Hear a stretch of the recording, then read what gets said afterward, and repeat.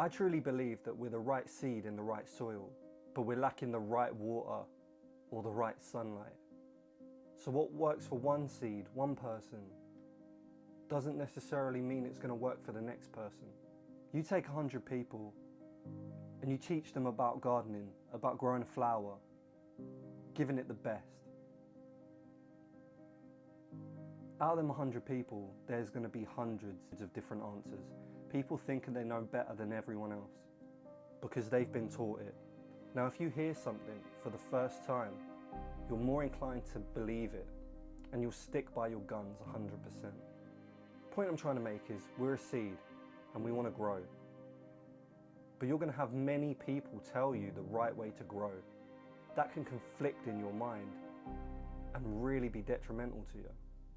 It was for me. I don't know the right life path, and that fucked with my head. I didn't know whether to save money for a house or just go out and live my life and collect memories instead of saving money and being miserable. I didn't know whether to 50-50 it, 80-20 it.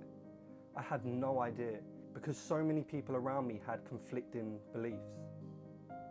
One would contradict the other. We have to learn that we're not on the same path. We're not the same seed. Yes, we require the sunlight and the water like every other plant. The way we get there, the way we obtain these resources are completely different from one another. What would make me thrive in this place where I'm living is different to what would make someone in a third world country thrive.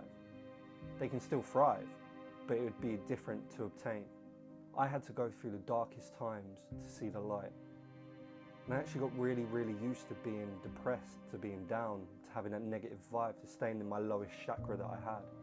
I'd be getting takeaways every day and putting them on my credit card. Imagine getting in debt because you're having takeaways every day. To obtain the water and the sunlight to help grow you, you need to do the work yourself. No one's coming to save you. And I thought they would, but no one's coming.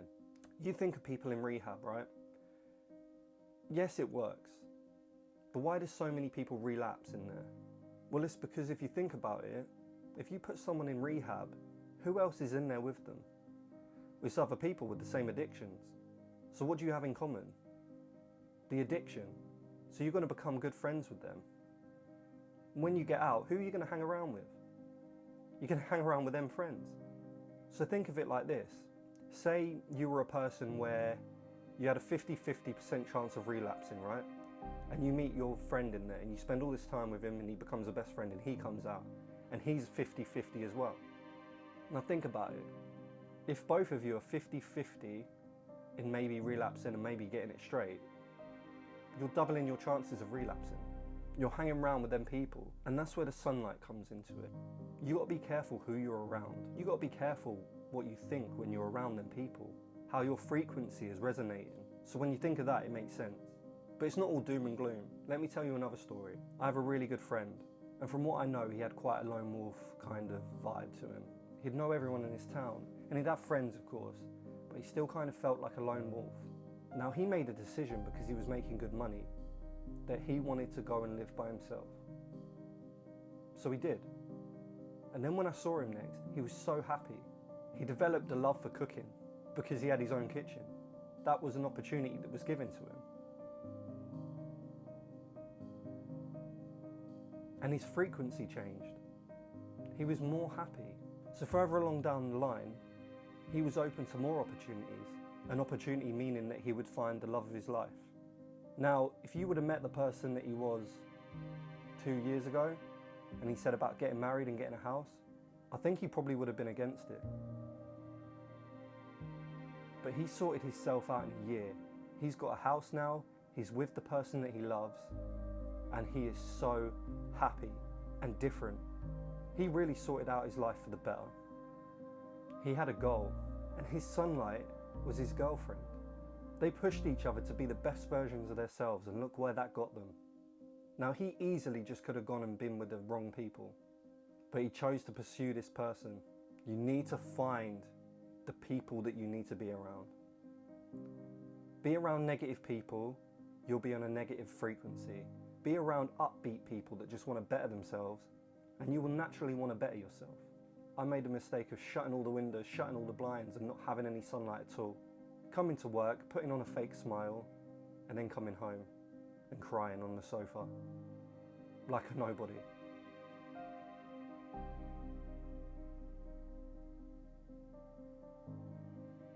Now let's talk about the water side of it. What are you pouring into your pot to make you grow?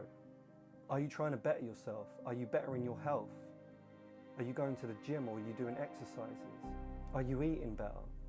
Are you looking at ways to make a second income so you don't have to rely on your work and be stressed about money?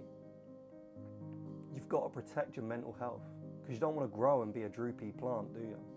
You want your stem to be prominent, so not even wind can blow you around left to right.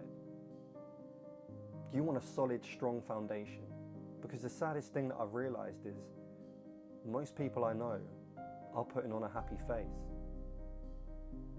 That's why people constantly moan, because they're at the lowest form of frequency, and all they have to do is moan.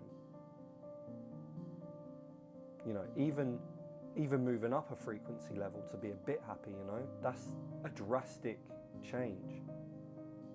You will then stop moaning about different things. And trust me, I moan. Life is hard. And if you're a plant, you're trying to battle the rain, the wind, the storms. You're trying to get enough water when there is a drought. You're doing everything you can to survive. And I'm talking mentally. And if you're like me, it's really weird. You'll try and help other people and fortify them before you help yourself. But how do you expect to give someone 100% of you if you're 20% of you? Do you get what I mean? I think about my girlfriend and how hard that must be for her when I was going through that shit. But she still stayed. And no matter how much advice she gave me, like I said, I didn't take it in, but she still stayed. She was that stick that a sunflower has to stop it from bending and snapping. She was my stick. I mean, this video right now is the rawest one I've ever done, I feel. But it's needed. Just remember, your surroundings, the people you talk to, the things you do, they're your sunlight, they're your water. Make sure it's good water. Make sure it's incredible sunlight. Make sure you thrive in every single aspect of your life. And if you're going through something, know that everyone else in the world is going through something. And you may seem alone, but you're not. Everyone has their battles. It's just whether you have the power and the strong mind to fight and win. Don't let it consume you like it did me, take me down, put me in jail.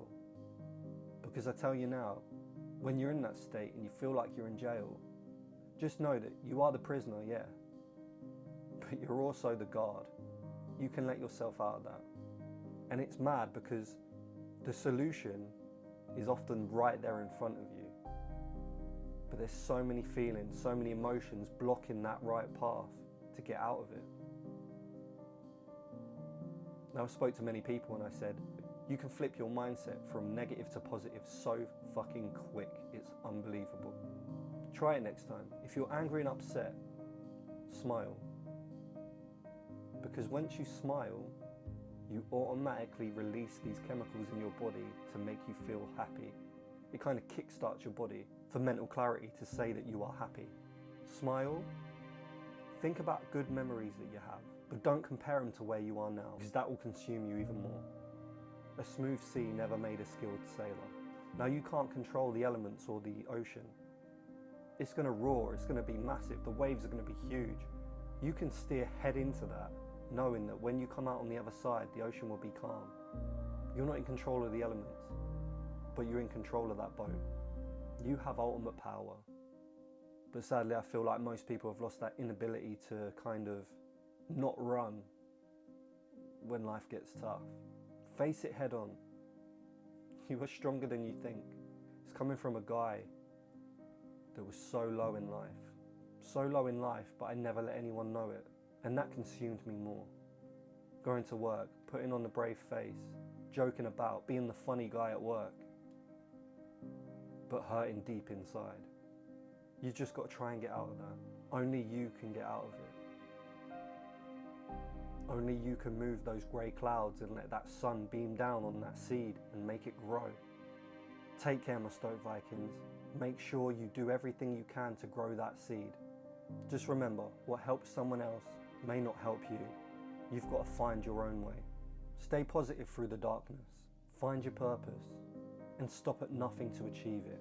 And that is how you grow that plant to hit the 2.0 version of yourself. And for it to climb even further than that. I'll see you on the next one. Take care.